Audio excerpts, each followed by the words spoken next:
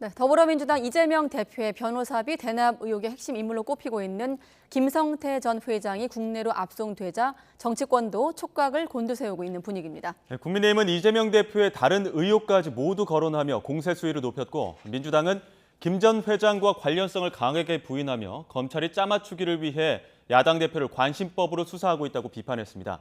국회 취재기자 연결합니다. 황윤태 기자. 네, 국회입니다. 네, 이재명 대표 소환 통보에서부터 김성태 전 회장 송환까지 먼저 민주당 내부 분위기부터 알아볼까요?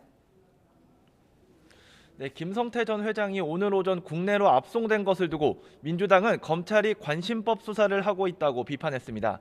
안호영 수석 대변인은 오늘 브리핑에서 이재명 대표와 김성태 전 회장은 아무런 관련이 없다는 게 드러났는데 검찰은 표적 앞에선 증거도 필요 없이 수사를 하고 있다고 주장했습니다.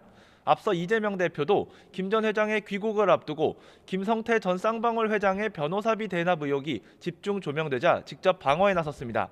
민주당은 다만 이 대표를 겨냥한 검찰의 다른 수사에 대해선 윤석열 정부가 야당 대표 망신 주기를 넘어 악마화에 여념이 없다고 비판했는데요.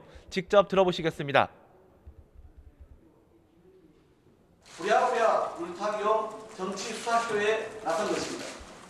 이번 설 밥상에 윤석열 정권의 치부와 실정이 올라올까봐 전전긍긍하며 야당 대표 망신 주기를 넘어 악마화에 여념없는 모습입니다. 반면 국민의힘은 변호사비 대납 의혹을 포함해 성남FC 의혹과 위례대장동 개발 비리 의혹 등 이 대표의 의혹들을 불법 리스크로 규정하고 공세 수위를 높이고 있습니다. 이재명 대표가 불체포 특권을 이용해 사법 리스크를 피해가고 있다면서 당당하면 검찰에 가서 조사를 받고 나오면 될 일이라고 비판했습니다. 이것도 직접 들어보시겠습니다. 불체포 특권을 내려놓자고 주장한 사람이 누구였습니까? 이제 조폭 출신 김성태 전 회장이 귀국하니 쉴드를 이재명 대표가 치고 있습니다. 당당하다면 들어갔던 분으로 다시 걸어 나오십시오. 네, 이태원 국정조사특위는 활동 종료 시한이 오늘인데 결과 보고서 채택을 남기고 있죠? 그렇습니다. 지난해 12월 시작된 이태원 참사 진상규명을 위한 국정조사가 오늘로 55일 만에 끝납니다. 조만간 전체 회의를 열고 결과보고서 채택을 논의를 시작하는데 여야는 아직 접점을 찾지 못했습니다. 가장 큰 쟁점은 이상민 행정안전부 장관을 책임자로 적시할지 여부인데 국민의힘은 재발방지책에 집중해야 한다며 반대하고 있습니다.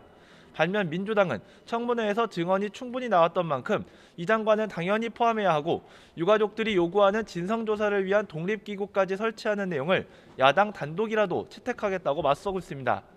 공청회 과정에서 위증을 한 책임자들을 고발할지를 놓고도 평행선을 달리고 있습니다.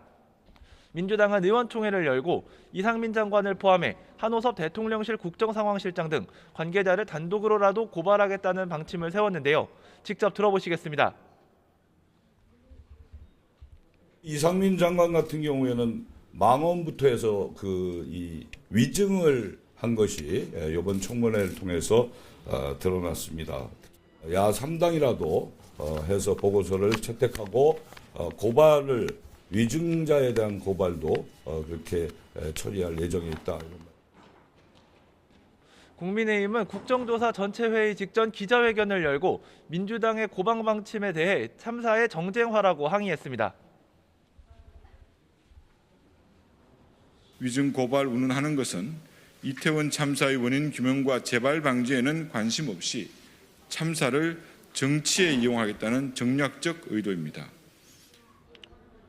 국조특위 마지막 회의에서도 여야의 신경전은 계속 이어지고 있습니다. 지금까지 국회에서 전해드렸습니다.